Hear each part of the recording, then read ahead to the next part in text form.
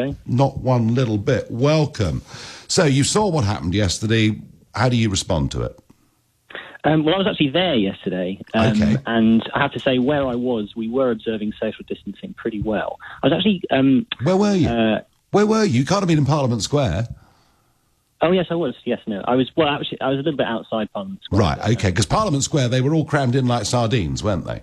Yeah, well, that's not really what I want to talk about now, because I think it is important that people protest about this. You mentioned at the beginning of... No, but it is relevant. It is relevant, Dan, isn't it? No, sorry, that's not my question. No, but it is relevant, Dan, isn't it? Okay, if you say so. Sorry, are you saying that 40,000 people gathering tightly together in Parliament Square is not a relevant fact here?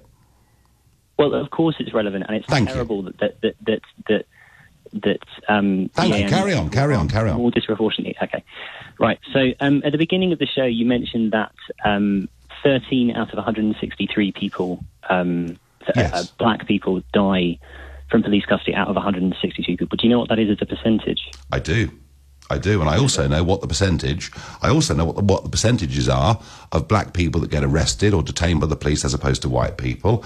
And I repeat the fact: if you are arrested and detained by the police, statistically, you've got a greater chance of dying if you're white than black. But look, it's marginal. That's not. Right? No, that is a mischaracterization of the figures. Do you know what it is as a percentage? Can you name the percentage? 8%. 8%. Do you know the percentage of black people in the UK?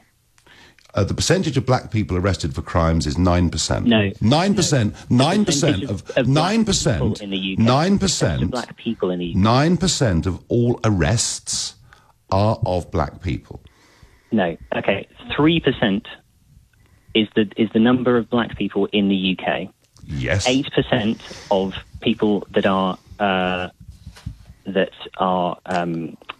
of the people that die in police custody are black. So that means that you're more likely to die. I tell you what we can do. You and I can argue and split hairs over 1% here and 1% there if you want to. No, but that is very, very important. That people mischaracterize statistics all the time, and the education about statistics in this country is so bad that it allows politicians like yourself. Is there a greater crime problem? And it will encourage. Is there a greater crime problem in the black community in London than there is in the white community in London? That is so... I'm asking you a question. Is there a greater... Well, that's... What that does is that... I'm asking you a very simple question. What are you implying there? What are you implying? I think if you look at family breakdown in inner cities across this country, it is, without doubt, one of the main contributory factors to people getting involved in gangs and all the rest of it. And we know there has been a problem. I'm sure it's the same in other cities, but I'm talking particularly London here. Too many young black men coming from broken homes, not getting good education, getting involved in gangs. Look, the point is this. Look, that is a systemic problem. That is not to do with race. That is so should the police not... Race is a factor in a much... Are you suggesting that the police arrest too many black people? In this country and, Are you suggesting that the police arrest too many black people? Am I suggesting that? Well, do you know? I don't actually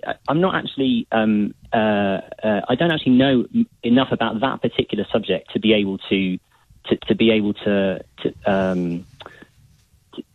say something authoritative on that fact. Right. I'm a white person, right? I don't. It's not really my place to kind of be the main voice in this movement. But because I have benefited from the fact that white people are generally seen as the norm in this country. I mean, from voices such as yourself that are kind of really drowning out black voices. What are you talking about? I found it very difficult, Dan, to get any platform for anything I said for about 20 years. Okay, and do you know how difficult it is for black people who are equally as vocal as you to get a platform? Well, it depends what they do, doesn't it? But if they're in the media, Dan, what do you want to happen? What do you want to happen? Do you want the police defunded? Okay, let's shift the conversation now. Go on. Do you want the police defunded? Do I want the police defunded? I think there's a very legitimate argument for that, because actually what that's good. We're getting somewhere. We're getting somewhere. Okay, no, I'm not saying that I personally agree with it, but I definitely see their argument, because what that's talking about is actually the amount of money that is given to law enforcement versus the amount of money that is given into communities. Okay, and the idea is that if you place more fund in communities, then you wouldn't actually have as big a crime rates as you do have. Well, that is the argument, Dan. You have put the argument. Controversial, right? You have put the argument for the Black Lives Movement. You put the argument for the Black Lives Movement. The Black Lives Matter movement. Well, the Black Lives Movement Black Lives Matter. Black Lives Movement is what started. No, it. It's Black Lives Matter came out of it. Black Lives Matter. Can you just please state? You're an expert on the American situation, are you? I'm sorry, what? You're an expert on how this all started in America and who funded it and how it grew.